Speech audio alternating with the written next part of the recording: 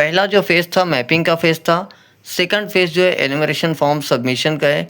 और जो third phase होगा वो एनोमली कैटेगरी में पाए जाने वाले वोटर को नोटिस भेजने का फ़ेज़ होगा। आपके स्क्रीन पर जो नोटिस शो हो रही है, ये बिल्कुल डमी नोटिस है, लेकिन इस डमी नोटिस के ज़रिए मैं आपको समझाने की कोशिश करूँगा क्या आने वाले वक्त में जो आपको नोटिस आएगी एनोमली कैटेगरी के वोटर को, वो किस तरह की होंगी और उसमें क्या लिखा हुआ होगा। तो दोस्तों ये स्क्रीन पर आपके सामने जो नोटिस है, इसमें पहले पेज पर सबसे पहले तो संदर्भ क्रमांक यानी कि नोटिस नंबर, हज़ारों लाखों लोगों को नोटिस जाएंगी, नोटिस नंबर लिखा हुआ होगा, बाजू में एक बारकोड लगा हुआ होगा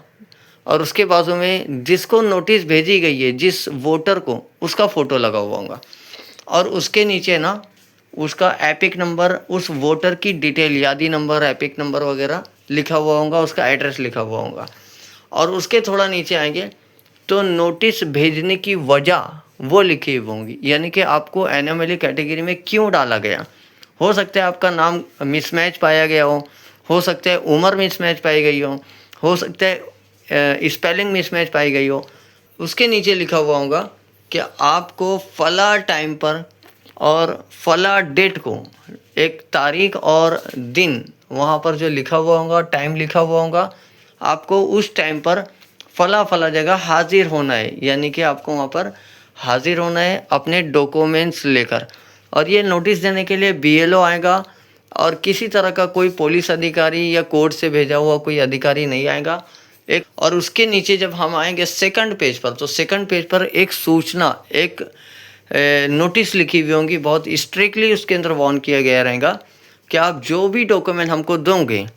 हम वो डॉक्यूमेंट को एक्सेप्ट करेंगे और आपके डॉक्यूमेंट अगर वहाँ पे मैच होते हैं तो आपको एनोमली कैटेगरी से बाहर निकाल देंगे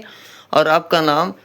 वोटर लिस्ट में बाकी रह जाएगा, आपका नाम नहीं काटा जाएगा। लेकिन जो कुछ भी आप डॉक्यूमेंट दोगे उसके अंदर एक सूचना लिखी जा रही है नोटिस के दूसरे पेज पर, वो बताया जा रहा है कि आप जो कुछ भी डॉक्यूमेंट देंगे हम उस डॉक्यूमेंट को क्रॉस वेरीफाई करेंगे। अगर आपने आधार कार्ड दिया है तो हम आधार कार्ड को क्रॉस वेरीफाई करेंगे, हम आपके डॉक्यूमेंट को यानी कि आपके आधार कार्ड को यूनिक ऑथेंटिकेशन ऑफ इंडिया में भेजकर इसका क्रॉस वेरिफिकेशन लेंगे कि ये आधार कार्ड फेक तो नहीं है, जाली तो नहीं है, इस तरह की हम जानकारी लेंगे।